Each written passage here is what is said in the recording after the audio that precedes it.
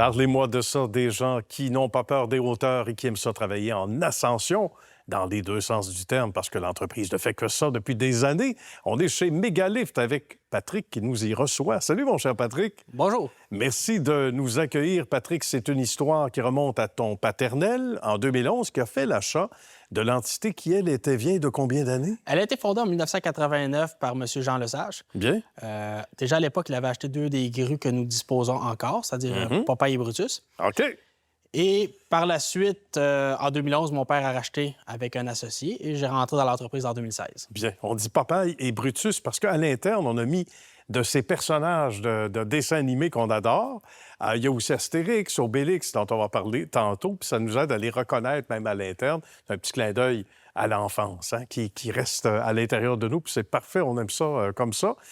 L'offre de service à travers les années, elle ressemblait à quoi d'abord? Peut-être si je te demandais au début, à l'époque de M. Lesage, en 89? Au début, c'était beaucoup une entreprise qui roulait par le bouche à oreille. Donc, OK. on voyait Mégalift, surtout dans les usines où est-ce qu'il n'y avait vraiment pas d'autres alternatives pour faire la manutention. OK. Depuis qu'on a repris les rênes, surtout avec l'acquisition des grues électriques et qui est venu un peu en conjoncture avec le resserrement des normes de santé et sécurité dans les usines. Ouais. Soudainement, on a eu de plus en plus de demandes parce que, d'une part, les normes dans les usines pour faire les travaux sont beaucoup plus serrées qu'avant. Oui. Et dans certains domaines aussi. Exact.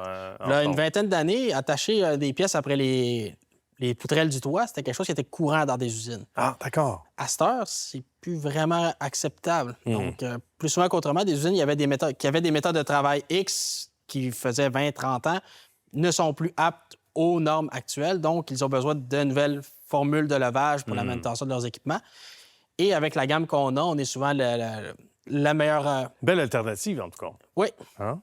Ce qui est intéressant aussi, c'est... Et là, tu touches un point qui, même de l'extérieur, on se dit, wow, quelle transformation incroyable pour l'industrie, Patrick.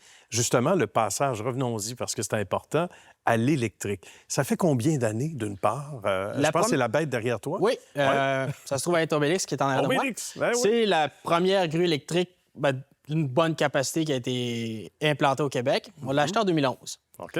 Par la suite, on a racheté Astérix, qui n'est pas présente aujourd'hui, qui en 2017.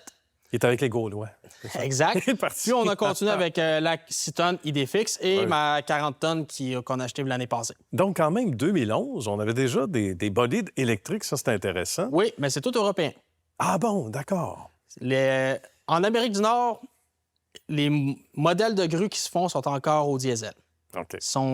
Les Américains ont tendance à être assez conservateurs dans leur méthode de travail et dans leur optique. D'accord. Et au Canada, évidemment, on n'a pas la capacité, pas la capacité, mais le marché industriel pour fabriquer nous-mêmes ce type de grue-là.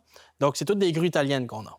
Bien. À part les 2 vieilles qui datent de 89 et 91. Bon, bien, c'est intéressant. Puis dans la transition, il y a eu le propane aussi, qui était quand même une amélioration vis-à-vis le diesel.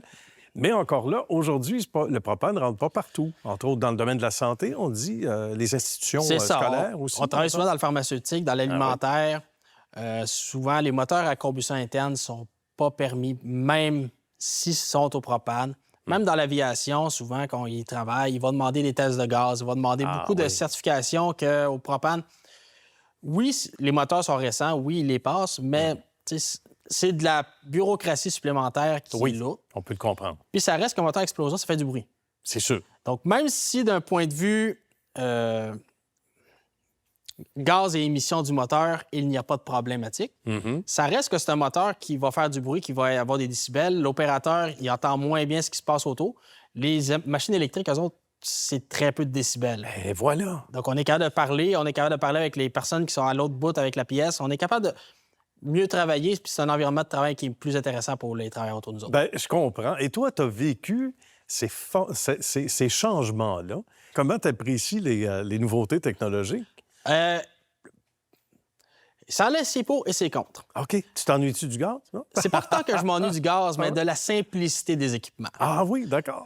Les vieux équipements, mettons mes vieilles grues, mes 2 Mobilifts, ma 89 et ma 91, c'est de la mécanique, comme je dis souvent, 80 de la grue est réparable au Canadian Tire. À ce point-là? Oui, c'est très simple comme mécanique. C'est juste qu'il faut que tu trouves une place de stationnement. Là, c'est exact. Oui, il y a ça. Mais c'est quelque chose qui est relativement facile à gérer. N'importe quel mécanicien peut toucher à ça puis pas trop s'y perdre. Ouais. Les grues électriques, cependant, tu as de l'informatique, tu as de l'électronique, tu as beaucoup de sensors. OK. Puis des fois, écoute, quand il y a un bobo, ça peut être plus dur à trouver. Mis à part ça, parle-nous de ta clientèle. En conclusion, il nous reste 1 minute ou environ. C'est varié quand même, là. Nous autres, on couvre l'ensemble des secteurs industriels au Québec. On va même un peu en Ontario puis au Nouveau-Brunswick. Bien. Vu qu'on est les seuls au Québec avec une telle capacité, et même en termes de grues électriques, on est les seuls au Canada, la plupart des usines au Québec ont, à un moment ou à un autre, un besoin dans le domaine et nous appellent. Soit que c'est les usines elles-mêmes, soit c'est les contracteurs qui vont nous appeler.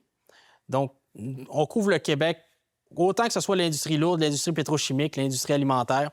C'est certain, il y a des secteurs comme l'alimentaire que j'essaie de percer plus. Oui. Mais là, avec justement des bolets d'électrique, Exact. On commence à y rentrer. de chance. Ça, On est bien. assez souvent dans l'industrie laitière de ce temps-ci. D'accord. Ça reste que c'est un domaine qui a beaucoup encore... ils nous connaissent peu. Donc, on essaie d'y rentrer pour faire notre marque et pour s'y établir. Donc, dans l'industrie laitière, si jamais une vache s'échappe et grimpe dans un poteau, t'appelles Patrick, il va arranger ça. C'est une idée comme une autre. Patrick, ça a été un bonheur. Merci à toi. Salutations à ton équipe, parce qu'évidemment, ils ne sont pas tous ici aujourd'hui, c'est certain. Je sais que tu n'es pas tout seul au boulot. Alors, merci de ton temps aujourd'hui. Puis bravo pour ce bel accomplissement surtout. Parfait, merci. À la prochaine.